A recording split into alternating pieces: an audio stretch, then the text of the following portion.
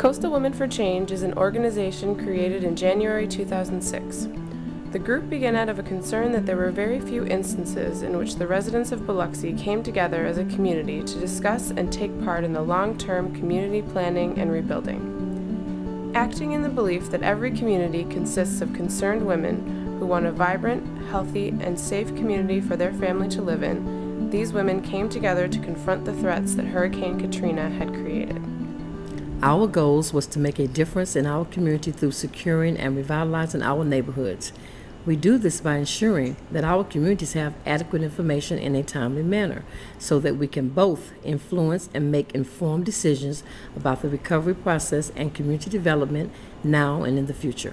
Coastal Women for Change formed in response to the devastation of Hurricane Katrina and what they saw as the unequal planning and rebuilding process that followed.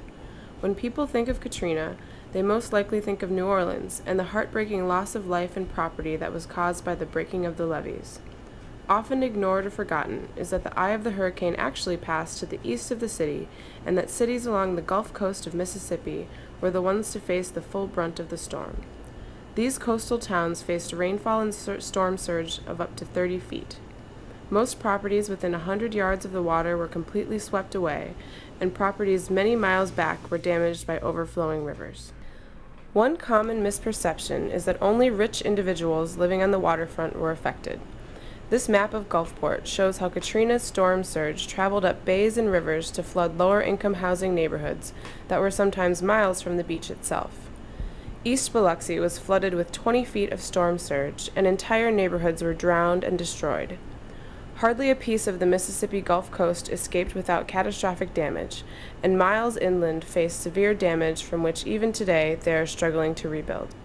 To better understand how other communities had dealt with a disaster of this magnitude, Sharon was chosen by Action Aid, one of the first anti-poverty groups to respond to the tragic Asian tsunami in 2004, to visit India and compare the experiences of poor women and children left out of the recovery program in both nations.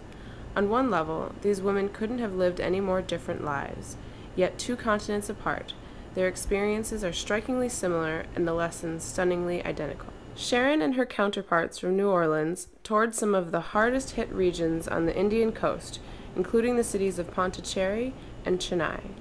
The trip is part of an ongoing exchange between activists in Asia and the United States, who are promoting models for rebuilding based on human rights, community participation, and recognition of government responsibility to hurricane survivors as internally displaced persons, or IDP. The women we met led very difficult lives. They told us that they had owned the land before the tsunami, but after the storm, the government had taken their land with no compensation. There are currently more than 2,000 castes in India, and these people are the lowest of the low. They basically had no rights and got no respect from the government. In India, the government wouldn't even acknowledge that these towns exist. Oftentimes, people didn't own the land they lived on. Due to the caste system, the government didn't necessarily help people, even if they did have legal documents to the land. After the tsunami, the government was ready to replace the current Coastal Regulatory Zone Act, which recognizes the traditional rights of fishing communities, with the new Coastal Zone Management legislation that does not. With no provision to protect fishing communities' access to land and sea, the legislation will favor big business and tourism. Working together, local people are challenging these proposals. Tsunami and Katrina victims also shared a feeling that their governments were primarily concerned with helping business interests over the interests of the local residents. In India, they didn't target helping the impoverished first either. The Vietnamese here lost their boats. With the emphasis on the casinos, people haven't been focusing on rebuilding the Vietnamese fishing fleets. Women lost their livelihoods as prawn catchers after the storm. Not only were these women excluded from the rebuilding process, but the storm had dropped silt into the backwaters where the government had moved them, making fishing impractical. During and after a disaster, the needs of the least powerful must become the priority. Gender equality in planning, evacuation, distribution of relief, and rebuilding are essential. Human rights to housing, land, occupation, and livelihood must come first. Freedom from discrimination and the right to put one's life back together as it was before the disaster must trump government plans for reorganization. Finally, there must be accountability and transparency in government efforts to raise or spend money in the reconstruction effort. In response to the tsunami, Indian women have come together like never before in demanding social and economic rights for their community. At Indian Catholic University, young women are being trained as activists to have a voice for those so often unheard. In addition to their social organizing, Indian women have found an opportunity in the tsunami aftermath to expand into professions previously reserved for men. The destructive wall of water that destroyed entire cities created the need for new brickmakers.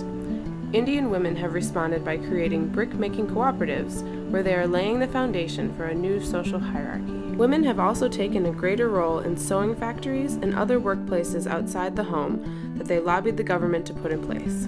Such jobs had previously been reserved for men, but the tsunami allowed Indian society to re-examine gender roles and allowed women freedom that before they had only dreamed of. Like their Indian counterparts, Gulf Coast women also took on the responsibility of social organizing after Katrina. Asking questions is the first step. Having a say in the answer is the next step. Right away, Coastal Women for Change members acquired seats on a planning commission formed by Mayor A.J. Holloway. Members also advised the community on matters of finance, education, land use, and affordable housing, the subcommittees for which they signed up. And people are beginning to listen to CWC's opinions. We're in the paper every week. It makes the power brokers nervous when the people demand that their voices be heard. Building the social economy means working from inside the community. CWC is not negotiating with daycare centers to reduce their prices, open their waiting lists, or extend their hours. Instead, CWC is working with at-home caregivers, many of whom are babysitters. CWC is drawing on the skills of these at-home caregivers and expanding their capacity by providing them with training in early childhood development, creative learning strategies including outdoors and science-oriented teachings, first aid/CPR, family guidance, and program management. This training will enable the caregivers to become certified to have in-home daycare learning centers where children are not babysat. Instead, they receive care while also learning. Surveys had shown that there were a lack of childcare options available for low-income individuals. With funding from the Unitarian Universalist Church, Coastal Women for Change was able to train caregivers with the community as well as provide subsidies for low-income women to send their children to daycare. Many of these women didn't have employment before CWC offered them this opportunity. In addition to their micro-business enterprise, Coastal Women for Change created micro-grants to give to those being overlooked by government services. They provided grants to homeowners who weren't getting enough from the government. They provided medication for the elderly. They helped get schooling for single parents.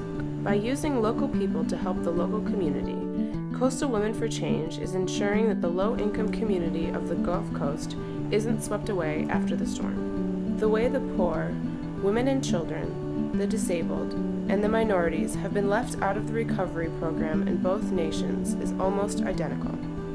Ignoring the needs of the local community in rebuilding, turning a disaster into a commercial venture, the lack of accountability and transparency, and the huge gender discrimination in rehabilitation were other striking similarities. We are the same, yet we are countries apart. Big businesses versus people. The people lose out. Whether it's casinos here or tourism there, the people lose. The people working at the casinos today live in FEMA trailers. In India, the transitional homes were built out of asbestos. Here they built the FEMA trailers with formaldehyde. 2 years after the storm, CWC is still working hard for the low-income community. Through micro-business enterprise, micro-grants, and simply giving a voice to the low-income community in the rebuilding effort, CWC is continuing their work to ensure that anyone who wants to remain on the Gulf Coast is able to do so. The final and best piece of advice we received during our trip to India was from T. Peter, head of the Kerala Fish Workers Association. He told me that what we in the U.S. should be doing to bring about justice for all Gulf Coast is less meeting, more fighting, and so we will.